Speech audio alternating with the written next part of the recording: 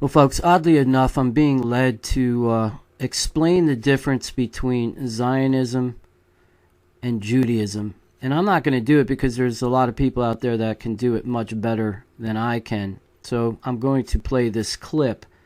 But I feel that it's so important for us to understand that, because we're going to start being attacked as being anti-Semitic. Indeed, that's already starting to happen. But folks, if you're anti-Zionist or anti-Zionism, you are not anti-Semitic, as you're going to see here in this clip to follow. Far from it, folks. And let me read this from Revelations 3:9, and then you have to start thinking about what is the Bible talking about and who are they talking about. Revelations 3:9, behold, I will make them of the synagogue of Satan, which say they are Jews and are not, but do lie. Behold, I will make them to come and worship before thy feet, and to know that I have loved thee. So, folks, who are these Jews that are not, that are liars? We have to ask ourselves that question. And during the end times, which I believe that we are in, I don't know if it's going to be 10 years, 50 years, 100 years, but I do know that we're in the end times. We as Christians are going to be attacked in every which way, and we need to be armed with facts. The fact of the matter is, anti-Zionism is not anti-Semitic. Tell your friends. God bless you, folks. Take care. We'll talk to you soon.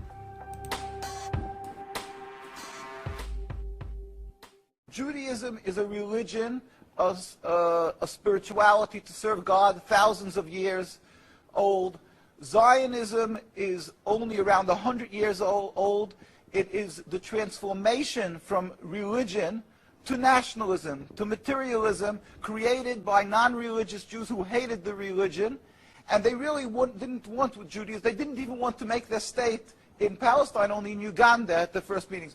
The reason they used the name Israel, the Star of David, hijacking, stealing the identity of Judaism and the Jewish people, is in order to get a legitimacy for their existence, that people should say, oh, it's God given to them, and that they should put fear and intimidate people from speaking up against their actions because they'll call them anti-Semitic. Yeah. It couldn't be anything further from the truth.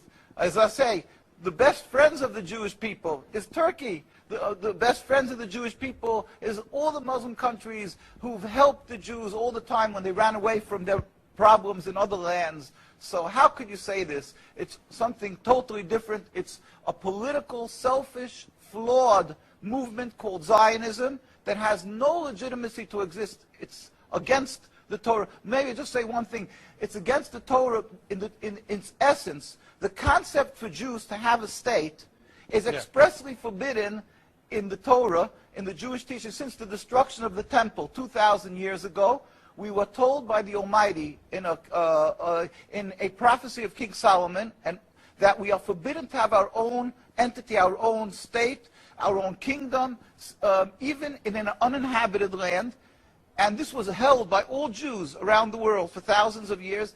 And it makes it worse, compounds the sin, the crime in having the state, because this state of Israel that these nationalists made it in Palestine, made it in a land that was inhabited by the majority Muslim people, by the Palestinian people. So to steal their land, to kill, to oppress, to banish them from the homes, it flies in the face and contradicts everything of the Torah that says thou shalt not kill, thou shalt not steal, that one has to emulate God, be compassionate.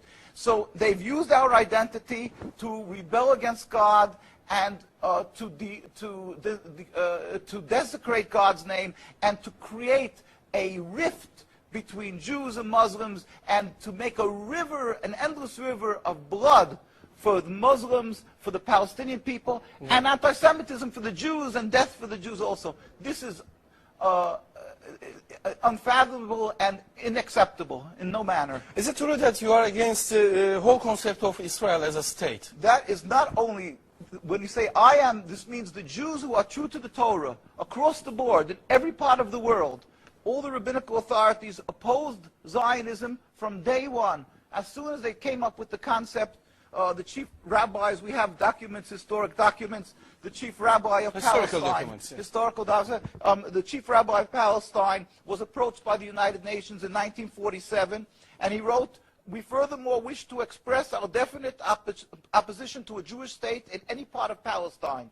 And this was in 1947, July. And then 3 months later, they saw that they're being ignored by the United Nations. Yeah. And so he sent another letter to the Secretary General in Lake Success, and he said, "We plead with you, at least leave us to the Secretary General. The Jewish Orthodox community, comprising 60,000 souls in Jerusalem, objects to the plea of including Jerusalem in the Jewish state that they want to create.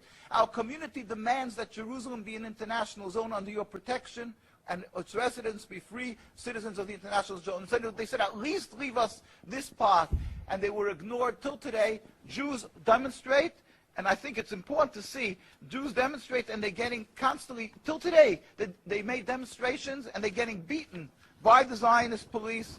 People can see this is an ongoing, people being beaten by the demonstrations. We have many on NKUSA, you can see the ongoing beating by the Zionist police because they demonstrate against the state, and because they demonstrate against the states willfully ignoring the laws of the Torah. They dig up graves. They want a highway, they dig up graves. It doesn't bother. It's against God, against the holiness of the soul. Muslim countries, they don't do that. Muslim countries respect the Jewish graves. They dig up graves now of thousands of years old, and because they don't believe in the soul, they don't believe in God. Yeah. And what they're doing to the people in Gaza and Palestine is because they've taken God out of the equation. They are ready to sacrifice on the altar of Zionism to attain their goal of a land, anything that stands in the way. So the Jewish people's souls are snatched. They con people into supporting them, and they're doing what they're doing, the Nakba, to the people of Gaza and Palestine. We sent a delegation of rabbis to Palestine, to Gaza, just this summer. We went there. We brought them aid, and we embraced them and said, "Our hearts are with you. We feel your suffering. This is against God, against the Torah, and against the will of the Jewish people who are true to God." We pray for speedy and peaceful dismantlement of this impediment to peace, the state of Israel that has no legitimacy, that has caused the rift between religions, between our peoples.